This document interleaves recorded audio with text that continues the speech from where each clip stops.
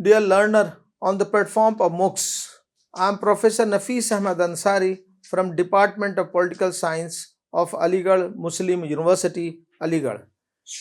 In this lecture, we are going to study about the training that is being given to the civil servants in United Kingdom.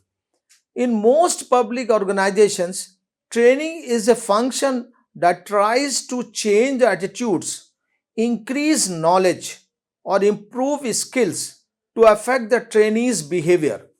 Public service training has a unique requirement in terms of content, delivery strategies, and administrative protocols.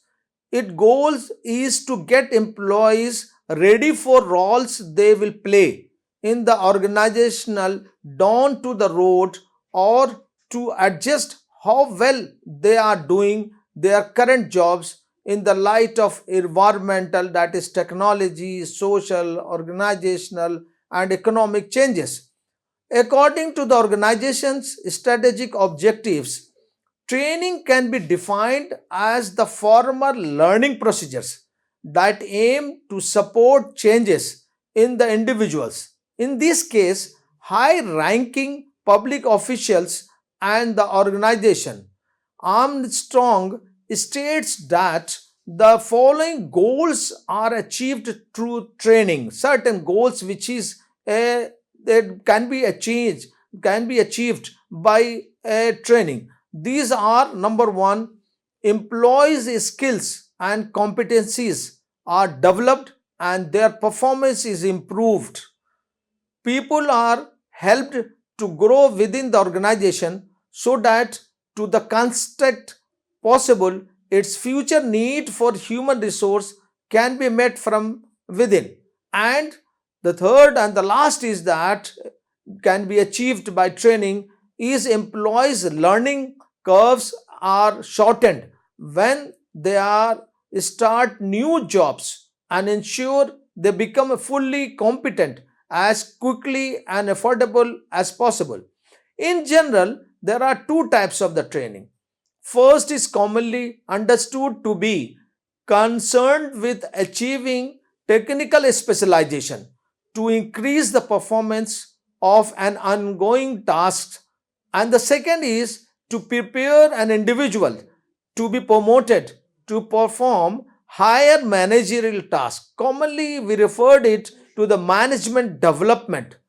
Both goals will be referred to as training, whether it is about the technological aspects or that of individuals promoting the task of high management. Applications of rationalized human resource management in civil services is severely hampered in developing nations by a lack of many resources, including financial, material, human, and technological resources. Dor suggests a need to develop new competencies in civil servants that transcends the traditional forms of governance and of organizing the government. He refers to this as a delta type core competencies and attitudes, which are: number one, concentrate on high order tasks. Number two, super professionalism. Number three, innovative, creative. Number four, merit elitist with social reflecting. Number five, virtuous. And the last one is the autonomous but subordinated. Training becomes essential to ensure that the current workforce is adequate and adapted to the demand of modern public administration, particularly in countries that have recently established their professional bureaucracies or have been through a transition from an authoritarian regime. These countries often lack the resources to carry out the recruitment functions effectively. Training of civil services in the UK is concerned when Margaret Thatcher, Conservative government, took office. in 1979, several policies were implemented that fundamentally altered the way the public sector was run in the United Kingdom in numerous ways. Changes were intended to reduce public sector spending, establishing a professional and management culture across the various government levels, assigning financial and managerial responsibilities, enhancing information and manager training, introduce private sector practices into public affairs, focus on enhancing service delivery and increasing departmental coherence. On the course of the 19 years of continuous conservative governments, many initiatives were introduced. Various stages have been determined to be important. The first was the establishment of the Cabinet Office Efficiency Unit in 1979, whose goal was to find ways to save expenses and boost departmental productivity. The UK Civil Services was created due to mid 19th reforms that established the fundamental values of merit, impartiality or political neutrality, and anonymity or protections from political criticism. Because recruitment and promotion practices favored placing individuals with a general academic background in top management positions based on their intellectual powers and performance in higher educations, the training functions was not particularly systematized in the 20th century. According to the generalist approach, managing information and advising ministers requires wide intellectual ability rather than specialized technical knowledge.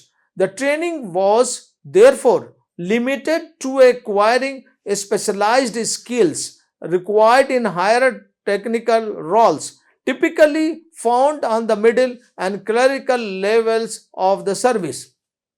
The committee, with Mr. Ralph Ashton chaired when it was established in 1943, suggested centralized training programs for those entering the administrative class, a higher echelon of the civil service. The Training and Education Division of the Treasury was established in response to the 1944 Stone Report. This division carried out a 2 week assistant principal training program.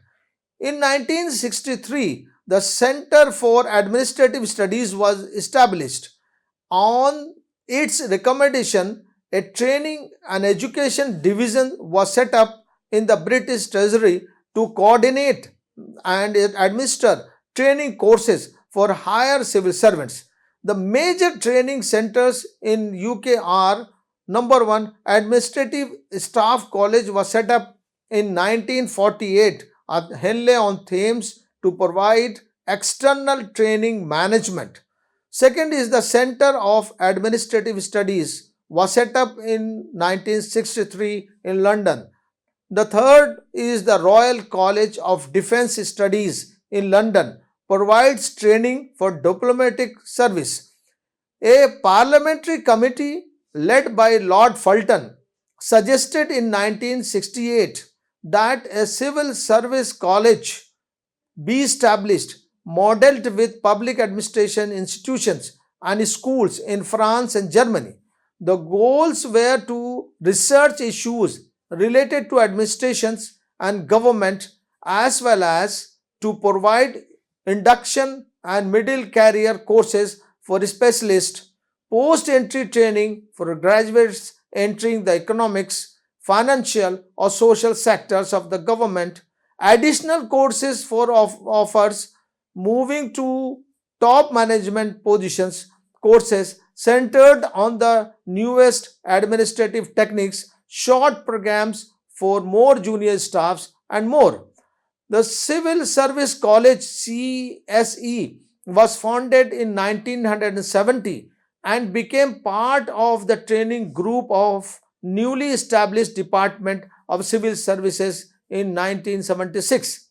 The CSC was immediately criticized for failing to establish sufficient connections between the college's programs and the officials' career planning and administration, frequently increasing students' dissatisfaction and indifference.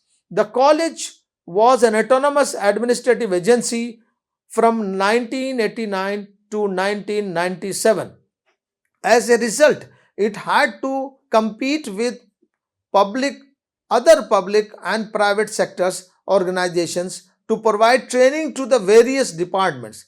The central financing of training programs was abandoned and the CSC was left responsible for covering its expenses. The CSC was merged into a cabinet office as a directorate of the Center for Management and Policy Studies CMPS in 1997. When a new labor administration came to power, the Civil Service College as an agency was supposed to handle strategic organizational development and senior leadership issues of relevance to the entire civil services. Still, it was deemed incapable by the new government.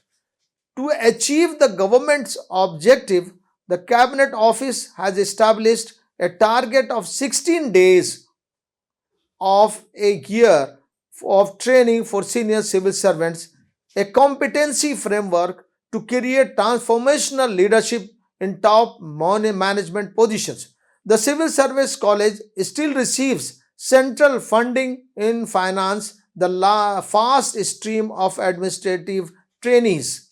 Functions of Civil Service College to offer excellent, pertinent training in the subjects that are required in every department. Second is to provide instructions supporting central department initiatives to enhance civil service administration. Third is to provide institutional training to improve the understanding and cooperations amongst administrators, specialists, and professionals. Fourth, to maintain the relevance of training and improve civil service effectiveness and efficiency by providing advisory and consultancy services to departments on training matters by conducting research projects. And the last, to provide senior forums for interdepartmental training on current policies. The Civil Service College continues to be regarded as a source of cross fertilization ideas and between departments and between the civil services and the wider economy as a demonstrated by the top management programs. Its main feature is to bring together high flyers of the private and not for profit sectors and civil servants to share good practices and experiences. New civil service members enrolled in the program in one of the two modalities, a 4-week residential or 3-week modular course over 6 months. Today, 4 other leadership development courses include sharing experiences across different sectors of the society to build a stronger partnership. These training courses and other available for senior civil servants are all integrated along the civil services performance management system based on a new competence framework. The framework consists of 6 core competencies. Number 1, giving purpose and directions in creating and communicating a vision of the future. Number 2, making a personal impact, leading by example. Number 3, thinking strategically, harnessing ideas and opportunities to achieve goals. Next is getting best from people, motivating and developing people to achieve high performance. Next is learning and improving, drawing an experience and new ideas to improve results. And the last is focusing on delivery, achieving value for money and results. The training courses offered are sometimes seen as means that may allow the trainee to comply with the types of standards of competence that the National Vocational Uses Qualification NVQS. These national vocational qualifications offer competency certification to mandatory units, optional areas that let the qualifications be customized for various job settings. To acquire the certificate, a civil servant officer must apply for the relevant management NVQ according to his grade. The CSC and the CMPC run separate informal networking exercise to gather inputs. Following the completion of the course, discussion groups with the trainees are typically used to evaluate training programs offered by both the CSC and the CMPS. The new program is set up, allows individualizations to meet the civil service officer's need for personal growth. In terms of instruction, the CMPS training programs frequently incorporate problem solving teaching strategies together with Honey and Mumford's learning styles framework. Changes needed in training. There has been much pressure to alter the training functions, procedures, and organizational structure. The old approaches to training are being challenged by recent changes in the public sector in many countries. These developments are often referred to a new public management NPM. NPM is a movement that emphasizes using management tools most established in the private sector to provide public services and a great reliance on market or market type procedures to address public concerns. The goal of the changes was to lessen the separation between the public and the private sectors as a distinct social domains and to grant public officers more autonomy in managing their activities. The idea that training should not only be aimed at enhancing individuals' knowledge and skills, but also at the strengthening the nation's institutional capacity, that is, the capacity of public organizations to carry out relevant tasks effectively, efficiently, and long lasting, presents another difficulty. As a result, public servant must now possess a greater entrepreneurial spirit, be willing to take calculated risks, and adapt at leading change. Rickard notes that forming and executing a program for teaching and training those public servants who are expected to serve as public managers is necessary for implementing new public management elements within an existing settings and with the existing personnel. Neither the old public administration programs nor a straightforward transfer of the management programs focused on the private sector will be sufficient. The way public servants are taught and trained needs to be changed. Imposing standardized routines was the primary focus of training management in the public sector for most of the 20th century. Subsequently, training interventions were limited to infrequent programs designed to showcase the latest management tools and enhance the individual's technology proficiency. The primary factors influencing training is recruitment.